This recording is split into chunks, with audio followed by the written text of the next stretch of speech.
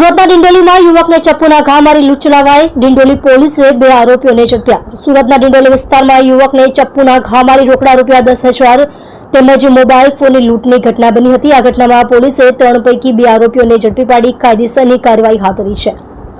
મળતી માહિતી મુજબ સુરતના ડિંડોલી સ્થિત નવાગામ ગાયત્રી નગર પાસે ગત 7 નવેમ્બર 2024ના રોજ વીરમણી સતીચંદ રામબનીબેન તેના મિત્ર સાથે બેસી રહ્યો હતો.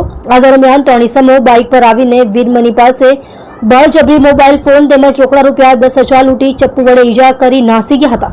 આ સમગ્ર મામલો ડિંડોલી પોલીસ મથકે પહોંચ્યો હતો, જેમાં ડિંડોલી પોલીસે ગુનો નોંધી તપાસ હાથ ધરી હતી. આ બનાવમાં ડિંડોલી પોલીસે ગોળાદરા બ્રિજ પાસેથી જુગલ ઉર્ફે કલ્પેશ સતીલાલ ચૌધરી અને મનીષ ઉર્ફે મન્યા દેવીદાસ તિરમલેને ઝડપી પાડ્યા હતા. પોલીસે આરોપીઓ પાસેથી નંબર પ્લેટ વગરની બાઇક તેમજ ₹7,500 રોકડા જપ્ત કરી આ સમગ્ર મામલે કાયદેસરની કાર્યવાહી હાથ ધરી હતી.